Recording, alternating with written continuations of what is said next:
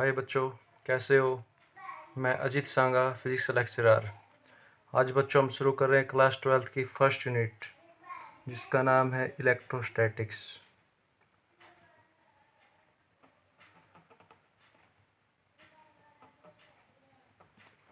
तो बच्चों, जो अपनी फर्स्ट यूनिट है इलेक्ट्रोस्टैटिक्स, ये जो इलेक्ट्रोस्टैटिक्स वर्ड है पहले इसके बारे में पढ़ेंगे हम। जो इलेक्ट्रोस्टैटिक्स वर्ड है ये दो वर्ड से मिलकर बना हुआ है बच्चों, एक तो इलेक्ट्रो और दूसरा स्टैटिक्स।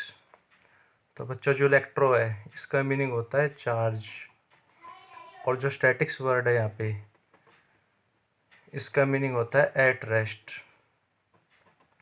तो बच्चों, इलेक्ट्रोस्टैटिक्स का मीनिंग क्या हुआ? Charge at rest.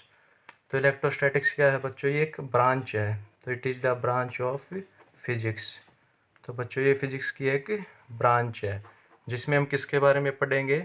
चार्ज के बारे में। कब? जब चार्ज रेस्ट पे हो। तो बच्चों, जो चार्ज है वो रेस्ट पे भी हो सकता है और वो मोशन में भी हो सकता है। तो बच्चों, जो अपनी फर्स्ट यूनिट है इसमें हम पढ़ेंगे चार्ज किस पे होता है? रेस्ट पे। और जो अपनी सेकंड यूनिट आएगी आगे उसमें हम पढ़ेंगे चार्ज किस में होगा? मोशन में। तो यहाँ पे जो भी बातें अपनी चलेगी इस यूनिट में वो चलेगी चार्ज के बारे में। कब? जब चार्ज रेस्ट पे रहेगा। तो बच्चों, यहाँ पे जो इलेक्ट्रोस्टैटिक्स है वो किसके बारे में बताता है? चार्ज के बारे में, जब वो रेस्ट पे है। तो बच्चों, अब जो चार्ज ये होता है क्या है इसके बारे में पढ़ेंगे। तो जो बच्चों चार्ज है इसका पूरा नाम लेके चलेंगे हम, इलेक्ट्रिक चार्ज। एक्चुअल में चार्ज का पूरा नाम क्या होता है? Electric charge. और इसको किससे डिनोट किया जाता है? क्यू से। अब जो चार्ज है बच्चों, एक बार मैं बता रहा हूँ कि ये दो टाइप्स का होता है। तो चार्ज की कितनी टाइप्स होती है? 2 टाइप्स।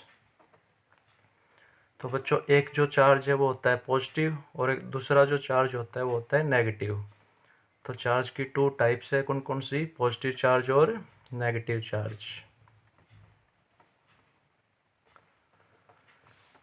तो पॉजिटिव चार्ज और नेगेटिव चार्ज बच्चों, यहाँ पे चार्ज की 2 टाइप है।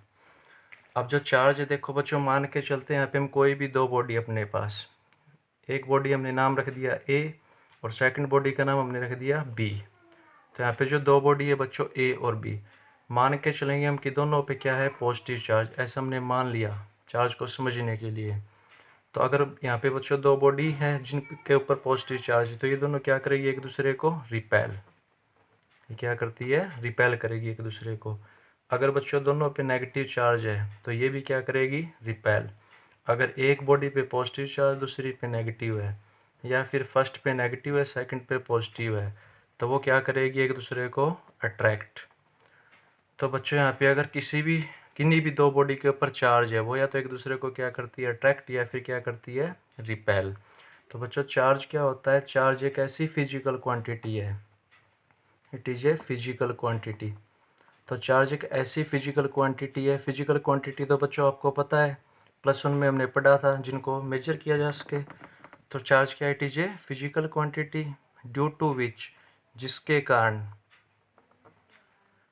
वन बॉडी, कोई भी एक बॉडी, एक्जर्ट लगाती है एन इलेक्ट्रिक फोर्स। क्या लगाती है? Electric force on another body. तो बच्चों, चार्ज क्या है? चार्ज एक ऐसी फिजिकल क्वांटिटी है जिसके कारण कोई भी एक बॉडी क्या लगाएगी? दूसरी बॉडी पे एक फोर्स लगाएगी। और ये फोर्स कैसा हो सकता है? ये हो सकता है अट्रैक्टिव भी और रिपल्सिव भी। तो चार्ज ऐसी फिजिकल क्वांटिटी है जिसके कारण कोई भी 2 बॉडियाँ तो एक दूसरे को अट्रैक्ट करेगी या फिर रिपेल करेगी। तो वो अट्रैक्ट करे या रिपेल करे तो हमेशा क्या लगाती है? दोनों बॉडी एक दूसरे के ऊपर फोर्स। तो चार्ज किसके बारे में बताता है कि जब भी चार्ज की बात आएगी तो हमेशा बॉडी क्या लगाएगी? फोर्स लगाएगी। अब जो बच्चों चार्ज है, चार्ज के बारे में जो आइडिया दिया था सबसे पहले, उस साइंटिस्ट का नाम है ड्यूफे। तो चार्ज के बारे में आइडिया कौन से साइंटिस्ट ने दिया था? ड्यूफे। अब जो बच्चों चार्ज है वो 2 टाइप का होता है, पॉजिटिव और नेगेटिव। तो ये जो बातें बताइए कि चार्ज 2 टाइप का होता है, पॉजिटिव और नेगेटिव, ये बातें बताइए साइंटिस्ट जिसका नाम है बेंजामिन फ्रैंकलिन। तो जो बेंजामिन फ्रैंकलिन साइंटिस्ट है इसने चार्ज की 2 टाइप्स बताई, और उसने बताया कि जो चार्ज है वो जो 2 टाइप्स है चार्ज की वो कौन कौन सी होगी? पॉजिटिव और नेगेटिव। तो चार्ज की जो टाइप्स है उसके बारे में किसने बताया था? बेंजामिन फ्रैंकलिन ने बताया था। अब जो बच्चों चार्ज है इसकी ऐसा यूनिट भी होती है, तो अब पढ़ेंगे हम ऐसा यूनिट ऑफ चार्ज। तो बच्चों जो चार्ज है इसकी ऐसा यूनिट होती है कूलाम। ये साइंटिस्ट का नाम है, उस साइंटिस्ट के नाम से है, और इसका सिंबल क्या होता है सी। तो चार्ज की ऐसा यूनिट क्या होती है कूलाम। अब बच्चों चार्ज की जो CGS यूनिट है वो होती है स्टैट कूलाम। CGS यूनिट क्या होगी स्टैट कूलाम। या फिर जो CGS यूनिट होती है इसकी अलग से सेकंड वाली वो होती है जो अपने यूनिट का नाम है, और यूनिट का नाम क्या है इलेक्ट्रोस्टैटिक, तो इस नाम से है। तो चार्ज की जो दूसरी CGS यूनिट है वो क्या होती है इलेक्ट्रोस्टैटिक यूनिट, और शॉर्ट फॉर्म में लिखते हैं इलेक्ट्रो का E, स्टैटिक का S और यूनिट का U, ESU। तो बच्चों चार्ज की CGS यूनिट क्या क्या होती है स्टैट कूलाम और ESU, कौन सी भी लिख सकते हैं। अब बच्चों इनमें रिलेशन होती है कि कूलाम और स्टैट कूलाम में क्या रिलेशन है, तो आपको याद रखना है कि 1 कूलाम इक्वल होता है 3 × 10⁻9 स्टैट कूलाम के। तो 1 कूलाम कितना होता है बच्चों 3 × 10⁻9 स्टैट कूलाम के इक्वल होता है। अब बच्चों जो चार्ज है स्टैट कूलाम के अलावा आप यहाँ पे ESU भी लिख सकते हो। अब जो चार्ज है बच्चों इसकी एक अदर यूनिट भी होती है, और वो जो अदर यूनिट होती है चार्ज की वो होती है AB कूलाम। चार्ज की अदर यूनिट क्या होती है AB कूलाम, जो ना तो SI में काउंट होती है ना CGS में।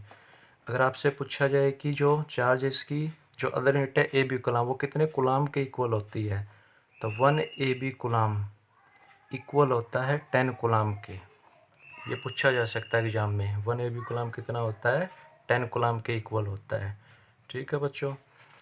अब बच्चों जो चार्ज है ये कौन सी क्वांटिटी होती है, तो बच्चों जो चार्ज है वो कौन सी क्वांटिटी होती है, चार्ज होती है स्केलर क्वांटिटी। तो चार्ज कौन सी क्वांटिटी होती है, चार्ज होती है स्केलर क्वांटिटी, यानी जो चार्ज है उसकी कोई डायरेक्शन नहीं होती, सिर्फ चार्ज का क्या होता है मैग्नीट्यूड यानी वैल्यू होती है, तो चार्ज स्केलर क्वांटिटी है। फिर पढ़ेंगे बच्चों चार्ज का डायमेंशनल फार्मूला। तो बच्चों जो चार्ज का डायमेंशनल फार्मूला है वो बनेगा जो करंट होता है इलेक्ट्रिक करंट, जो हमने 10th में पढ़ा था उसके फॉर्मूले से। तो 10th में हमने पढ़ा था कि जो इलेक्ट्रिक करंट है वो I होता है, और वो किसके इक्वल होता है इलेक्ट्रिक चार्ज बाय टाइम। तो यहाँ पे अगर हम चार्ज का डायमेंशनल फार्मूला देखेंगे तो यहाँ से बन जाएगा, तो चार्ज का फार्मूला क्या बनेगा करंट इनटू टाइम।